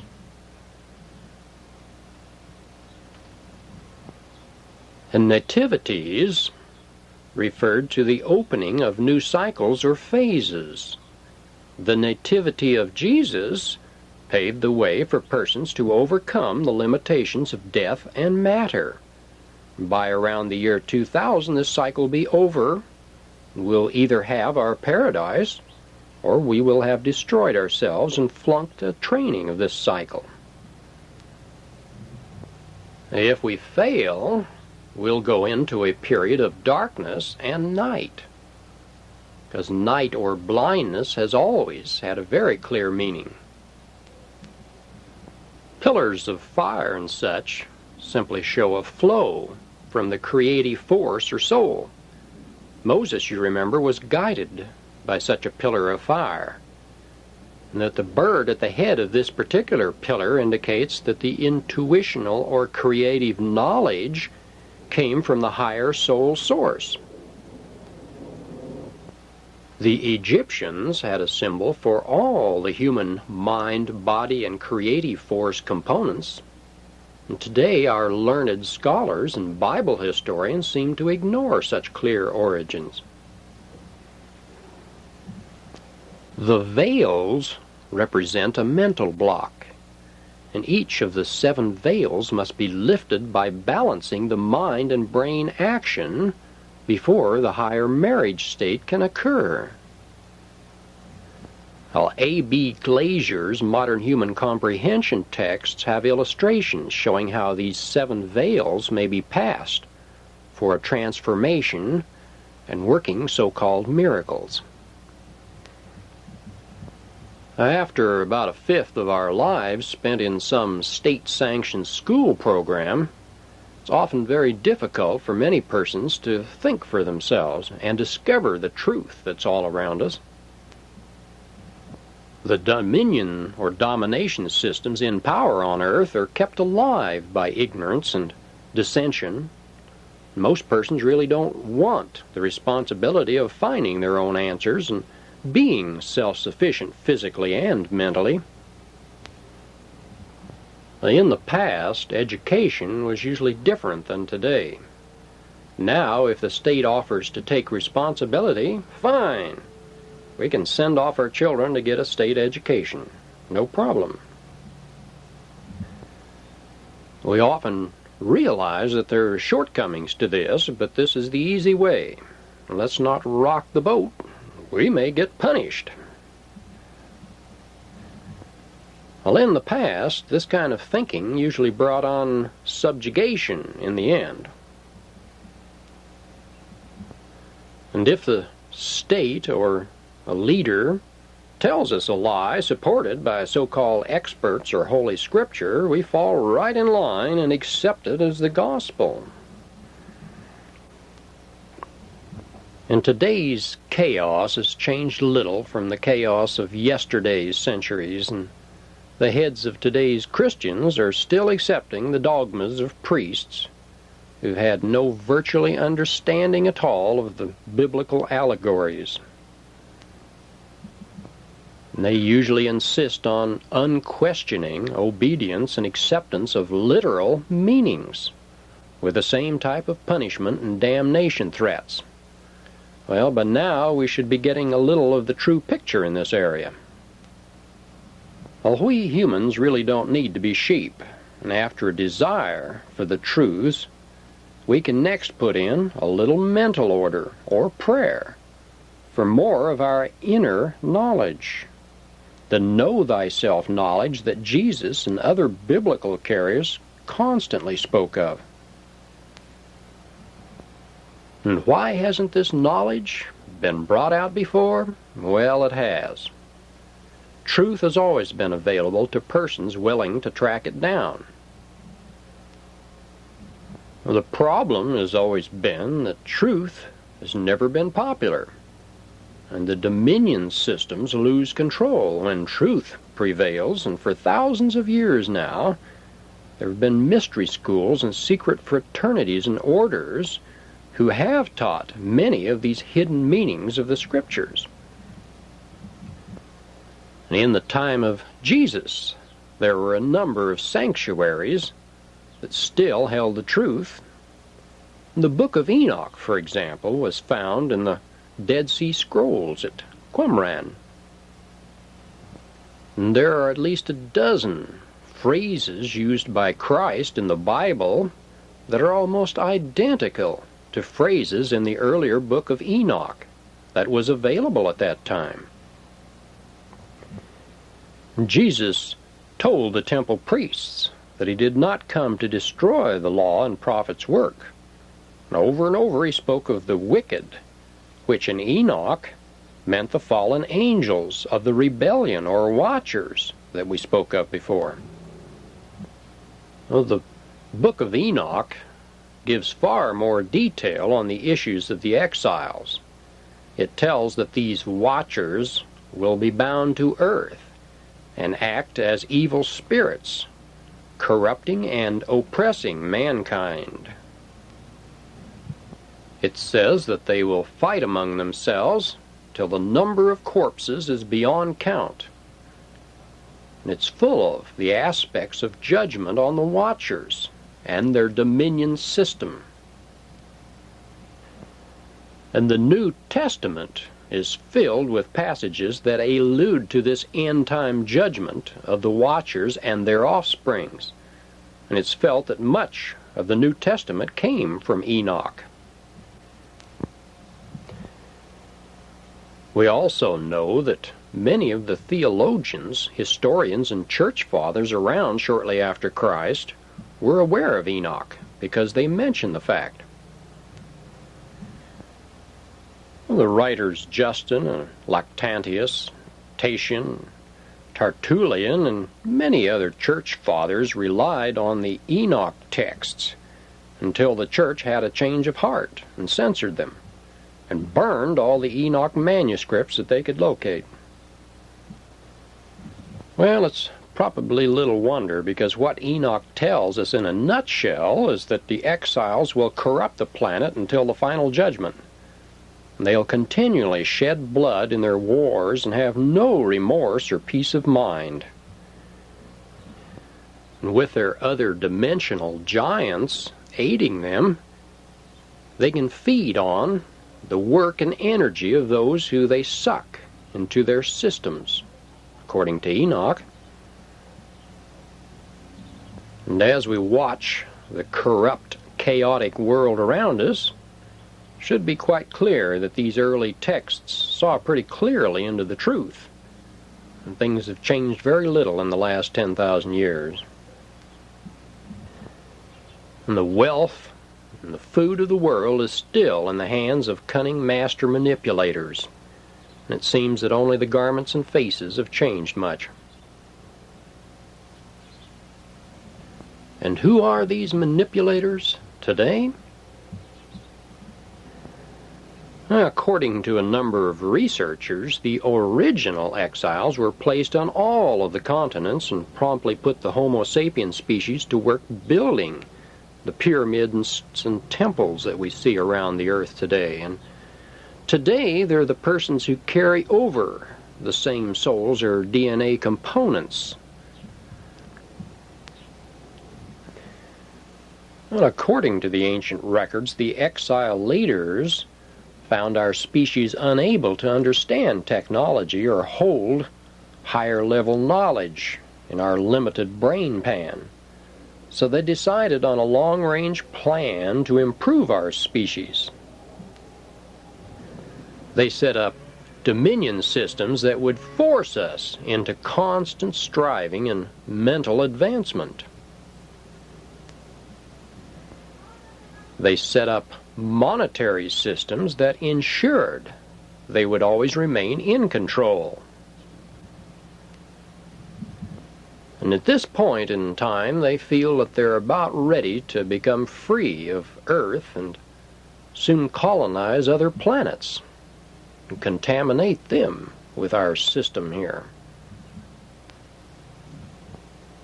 And since their non-material soul carries over much of its superior knowledge of finances and technology, they don't find being born in a new body that great a hindrance to gaining wealth and power again. They have very little compunction about using people,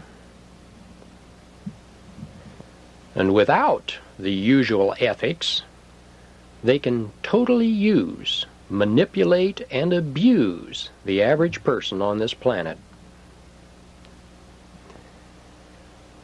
As we come into the last days of the present cycle, the beings who carry the exile components see their systems slowly self-destructing, just as in the past.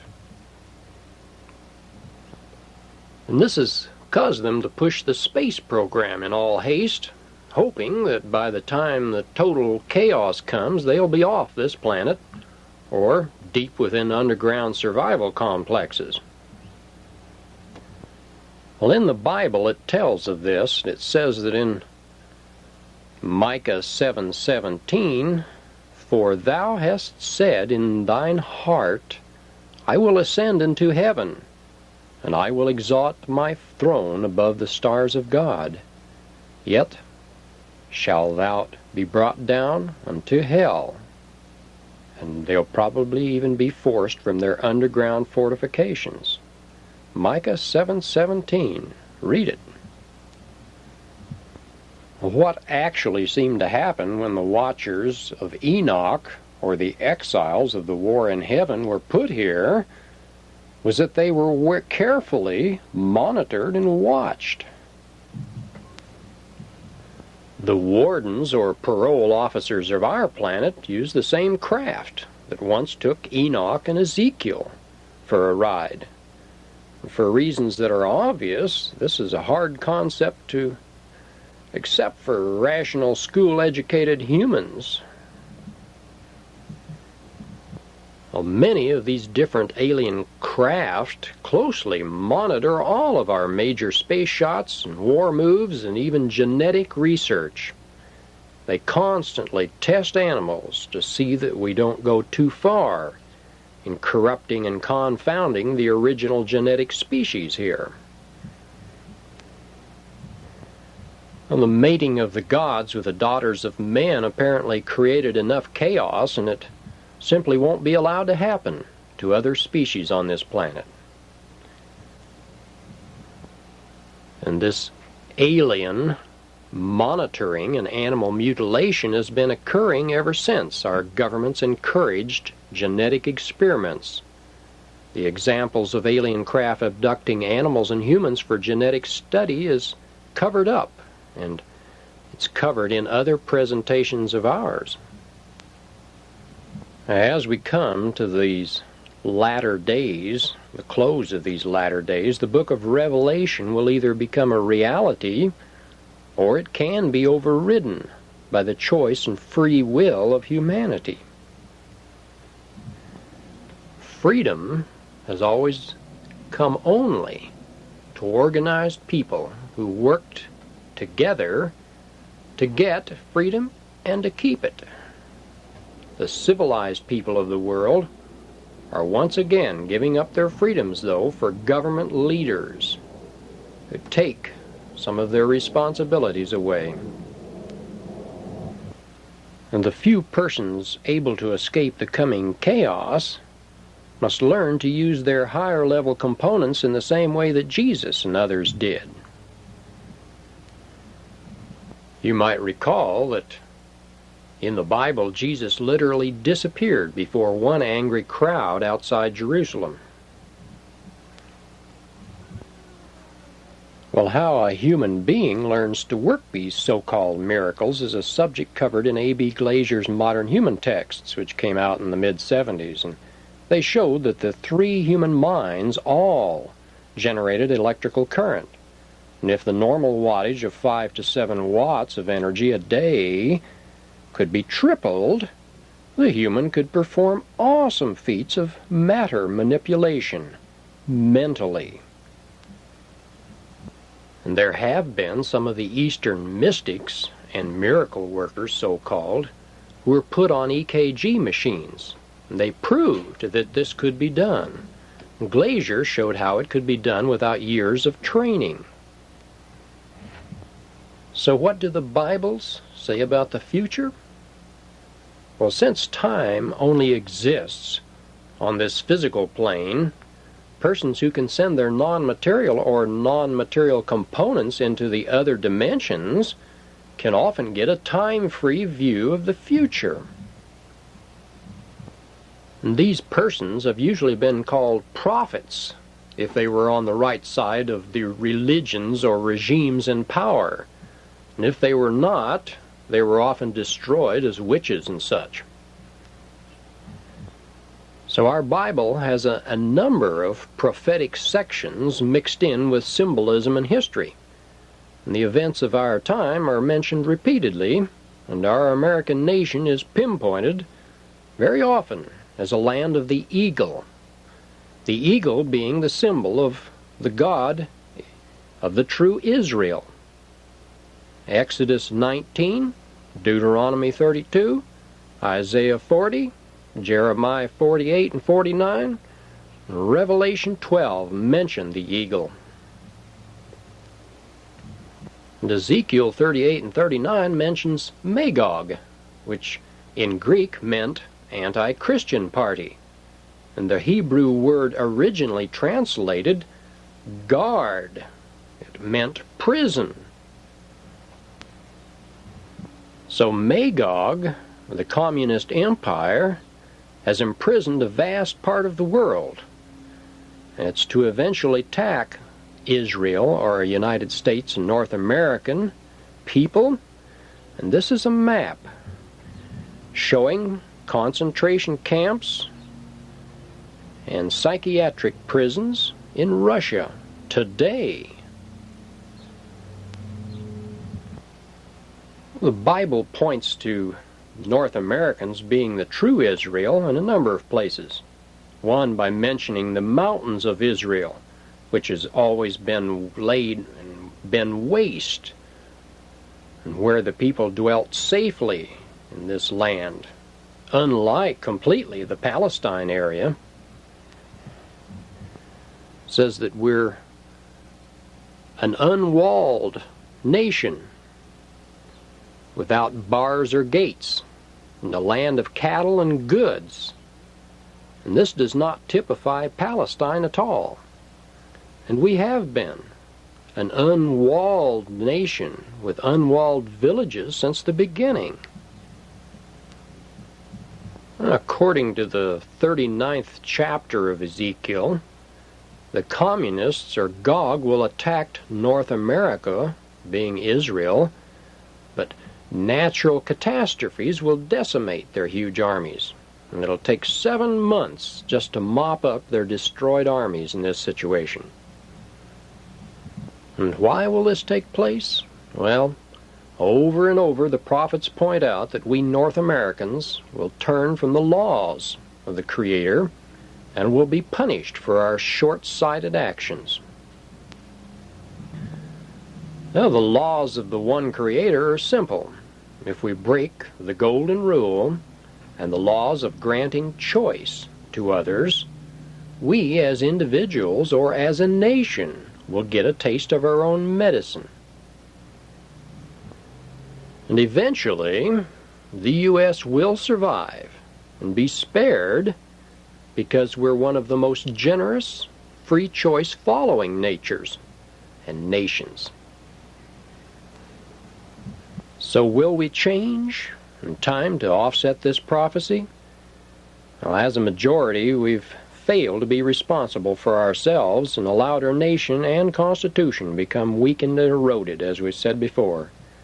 And as a people, we'll be punished automatically. And the philosophers and spiritual teachers have sometimes called such laws karma, or the laws of retribution. And even today, you can see a person or a nation get just what they brought on themselves by breaking choice laws and using excessive domination. The Russians generally have never embraced free choice, and they've always been destroyed. And communism is obviously going to self-destruct eventually, as the biblical prophets saw. Now, the way the karmic laws of reward looked at the time of the prophets, the North Americans would eventually regain their prosperity. But the tide could be turned either way, and a coming polar shift could destroy virtually all of our present civilizations. Now, persons who are interested in the Israel interpretations can go elsewhere. We do not have time here. There are many alert religious writers who have works out on this subject. And what does the Bible say about who are the nations from the time of Noah? Well, Gomer is England. Magog, as we pointed out, is generally the communist nations today, China. And Media is Medes. Havan was the Greeks. And Tubal, Russia. Meshech is Russia. Tyrus is the Thessians. Mizraim in the Bible is Egypt. And Phut is Libya. And Canaan is the Canaanites. The tribe of Elam is the Elamites. And Ashur is the Assyrians. Aphrodite had the Chaldeans, and Lud is the Syrians. Aram is the Syrians also. Now, if you're serious about biblical study, you'll want to know about the numbers. The meaning of numbers in the Bible follows in the tradition of much earlier symbology. The early gods were well aware of how creation occurred and matter was put together, and they carefully chose numbers to relate to such events, and this went beyond the single concept of quantity. One usually signified a manifestation between the Creator material world, a pillar in one sense, and it showed a singular ego. Symbol 2 showed the negative and positive principle on our carbon-based material planet. And the symbol 3 generally pointed to the growth of 2, mated and giving birth, and the third non-material factor relating to the 2.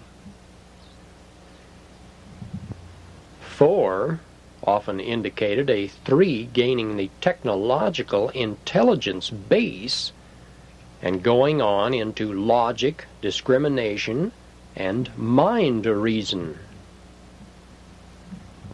5 shows the benefits and rewards and punishments coming through the use or misuse of the prior qualities or numbers. And 6 represents the harmony coming from cooperation between the higher minds and abilities. Well, 7 indicates the earlier lessons learned and the possible mastery of matter, if the earlier lessons are learned. And as this mastery is achieved, there can be an in and out regeneration, or an 8.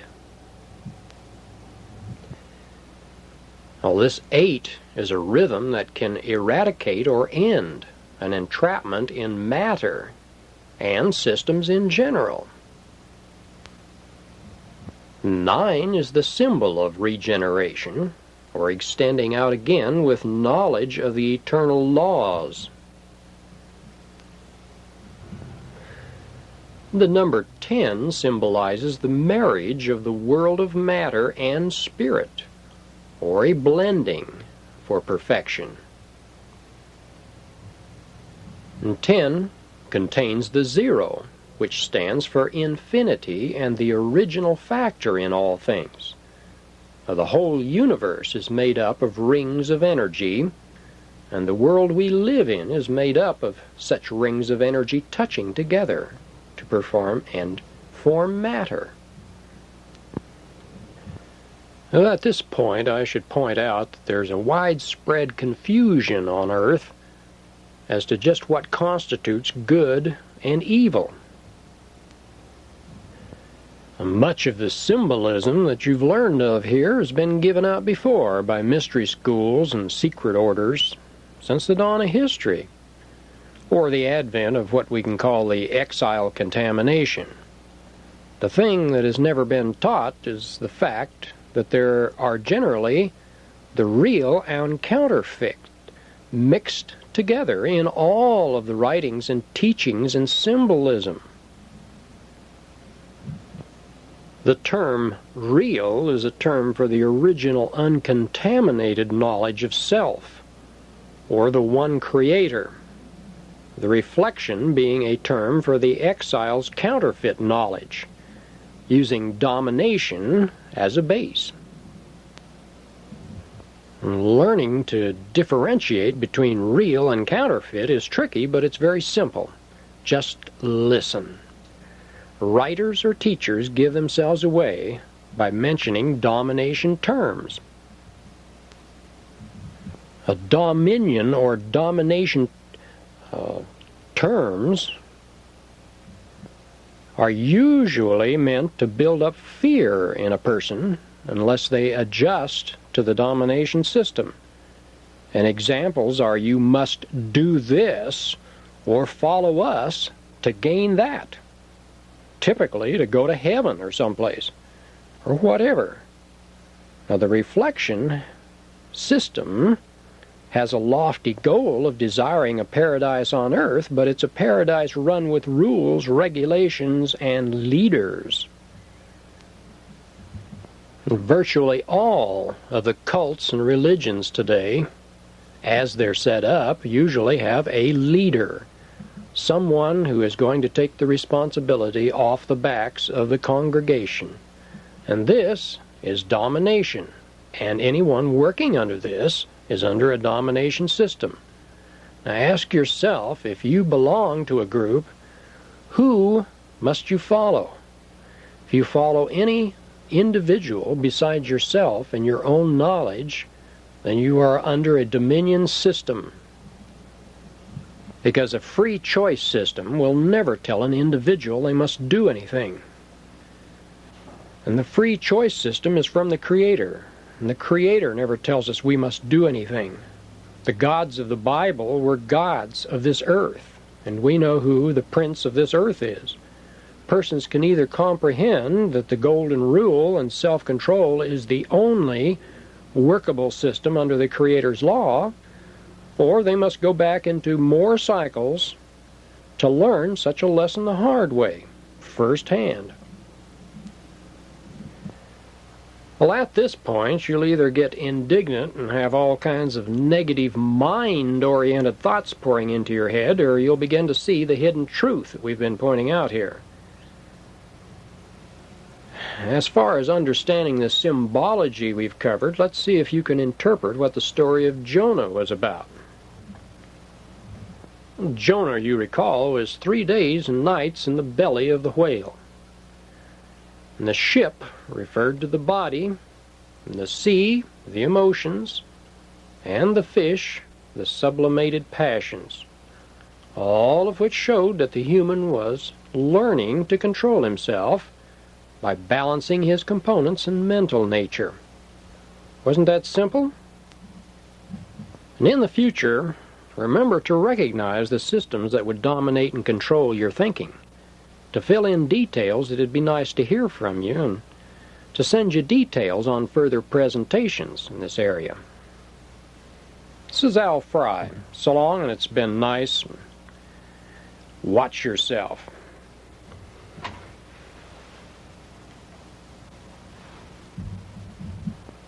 Because you have all the knowledge required to free yourself within yourself. Remember that.